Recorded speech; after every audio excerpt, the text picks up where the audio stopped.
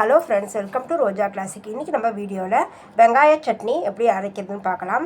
நான் வந்து இந்த வெங்காய சட்னி செய்யறதுக்கு பார்த்திங்கன்னா ஒரு 1/2 கிலோ அளவுக்கு வெங்காயம் எடுத்துருக்கிறேன். இட்லி, தோசை எல்லாத்துக்கும் சைட் டிஷ்ஷாக தொட்டு சாப்பிட்ற மாதிரி ஒரு செய்முறையில் உங்களோட நான் ஷேர் பண்ணியிருக்கிறேன்.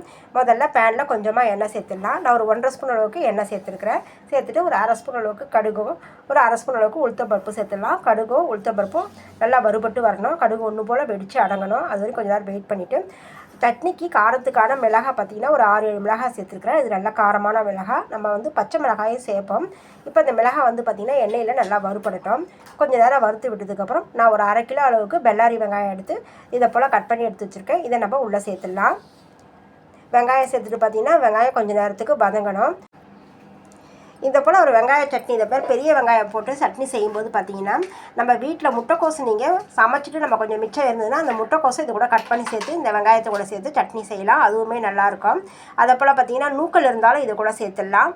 அதே போல் அடுத்து பார்த்திங்கன்னா கத்திரிக்காய் இருந்தாலும் இதை சட்னி கூட சேர்த்துடலாம். இப்போ வந்து பார்த்திங்கன்னா மிளகாய் வந்து நல்லா வறுபட்டுடுச்சு. அதனால் நான் மிளகாயை மட்டும் தனியாக எடுத்து வச்சுட்டு வெங்காயம் வந்து ஒரு 1/4 பங்கு அளவுக்கு வதங்கி வரணும். அது வரைக்குமே நான் வந்து வதக்கி விடுறேன்.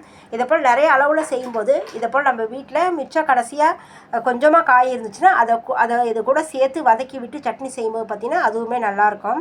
வெங்காயம் பார்த்திங்கன்னா கண்ணாடி பதத்துக்கு வதங்கி வந்திருக்குது. இதில் பார்த்திங்கன்னா நான் ஒரு 2 கத்திரிக்காய் சேர்க்குறேன்.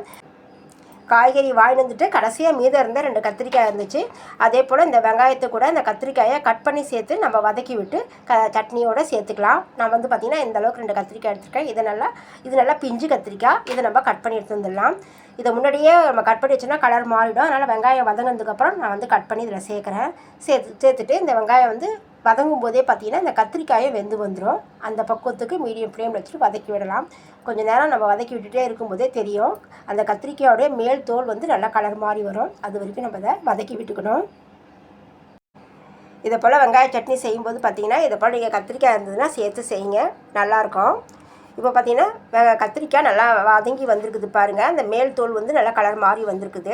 நல்லா ஒரு பாதி அளவுக்கு கத்திரிக்காய் வெந்திருக்குது. இன்னும் கொஞ்சம் நேரம் இது வந்து வேகணும். நம்ம இன்னுமே இதில் வந்து தக்காளியெல்லாம் சேர்க்கணும் இல்லையா? அந்த தக்காளியெல்லாம் சேர்த்து வெந்து வரதுக்குள்ள கத்திரிக்காய் நல்லா வெந்து வந்துடும். அடுத்து இதில் ஒரு 10 போல் பூண்டு பல் சேர்த்துடலாம். காரத்துக்கு 2 பச்சை மிளகாய் சேர்த்துடலாம். நல்லா வந்து மீடியம் சைஸில் பழுத்து இருக்கிற தக்காளி பார்த்திங்கன்னா ஒரு 3 தக்காளி போல் இதில் சேர்த்துருக்குறேன். இதை போல் வெங்காய சட்னி செய்யும்போது பார்த்திங்கன்னா நல்லா காய்வாடாக தக்காளி இருந்ததுன்னா அதை கட் பண்ணி சேர்த்து செய்யும்போது பார்த்திங்கன்னா அது வந்து நல்லாயிருக்கும்.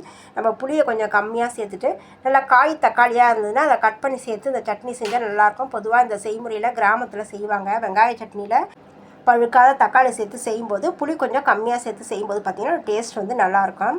இப்போ வந்து தக்காளியோட மேல் தோல் சுருங்கி வந்தால் போதும். அந்தளவுக்கு வதக்கி விட்டால் போதும். நான் அந்தளவுக்கு மட்டும் வதக்கி விட்டுருக்கேன். இங்கே பாருங்கள், தக்காளியோட மேல் தோல் மட்டும் சுருங்கி வந்திருக்குது.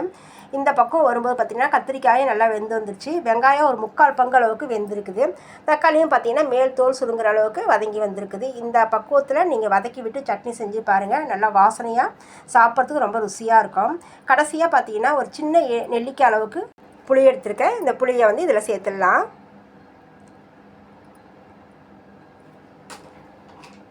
சேர்த்து விட்டு அந்த சூட்லேயே நம்ம ஒரு தடவை நம்ம கலந்து விட்டு இப்போ நம்ம ஸ்டவ்வை ஆஃப் பண்ணிடலாம். கம்ப்ளீட்டாக அதோடைய சூடு வந்து குறையிட்டோம்.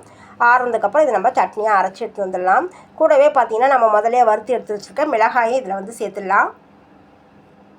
நம்ம சேர்த்துருக்கிற இந்த வெங்காயம் தக்காளிக்கு இந்த பச்சை மிளகாய் சேர்த்துருக்கோம், காஞ்ச மிளகாய் சேர்த்துருக்குறோம். இது வந்து காரத்துக்கான அளவு வந்து பார்த்திங்கன்னா சரியாக இருக்கும். நான் இப்போ ஸ்டவ்வை ஆஃப் பண்ணிடுறேன்.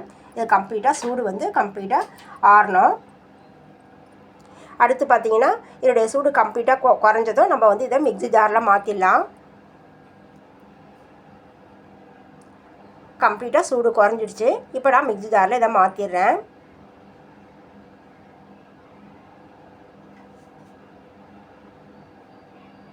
இந்த சட்னி பார்த்திங்கன்னா நல்லா நைஸாக அரைக்காமல் நல்லா விழுது போல் திரியாக அரைச்சி எடுத்துகிட்டு வரணும். நான் அந்த பக்குவத்துக்கு இதை மூடி போட்டு நம்ம வந்து அரைச்சி எடுத்துகிட்டு வந்துடலாம்.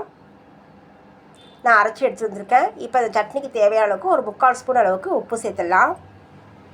உப்பு சேர்த்து கொஞ்சமாக தண்ணி சேர்த்து இதை நம்ம அரைச்சி எடுத்துகிட்டு வந்துடலாம்.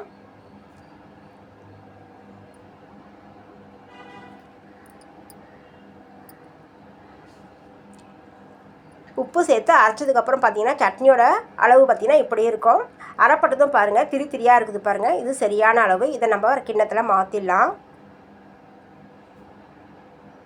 தக்காளி வந்து பார்த்திங்கன்னா கம்மியாகவும் நல்லா பழுக்காத தக்காளியாக இருந்தால் அதையும் போட்டு இதை போல் ஒரு வெங்காய சட்னி செஞ்சு பாருங்கள். அதே போல் வீட்டில் மீதம் இருக்கிற காயும் இந்த வெங்காய சட்னியோடு சேர்த்து சமைச்சு பாருங்கள், சாப்பிட்றதுக்கு நல்லாயிருக்கும். அடுத்து சட்னிக்கான தாளிப்பு பார்த்திங்கன்னா கடுகு உளுத்தம் பருப்பு சேர்த்துட்டு ஒரு இனுக்கு கருவேப்பிலையும் ஒரு 1/4 ஸ்பூன் அளவுக்கு பெருங்காயத்தூளை சேர்த்து நல்லா அந்த எண்ணெயில் நல்லா வாசனையாக வறுபட்டு வரும்போது இதை சட்னியோடு சேர்த்துடலாம். அவ்வளோதாங்க, இட்லி தோசைக்கு ரொம்பவே சூட்டபிளான இந்த வெங்காய சட்னியை நீங்களும் ஒரு தடவை ட்ரை பண்ணி பாருங்கள். அதே போல் வீட்டில் இருக்கிற காய்கறி ஏதாவது 1-2 இருந்ததுன்னா அதையும் சேர்த்து இது கூட இதை போல் சட்னி செஞ்சு பாருங்கள். அவ்வளோதாங்க, என்னோட இந்த வீடியோ உங்களுக்கு பிடிச்சிருந்ததுன்னா நிறைய லைக் பண்ணுங்கள், நிறைய ஷேர் பண்ணுங்கள். ரோஜா கிளாசிக் சேனலோட மற்ற வீடியோஸையும் போய் பாருங்கள். நம்ம அடுத்த வீடியோவில் பார்க்கலாம். தேங்க்யூ.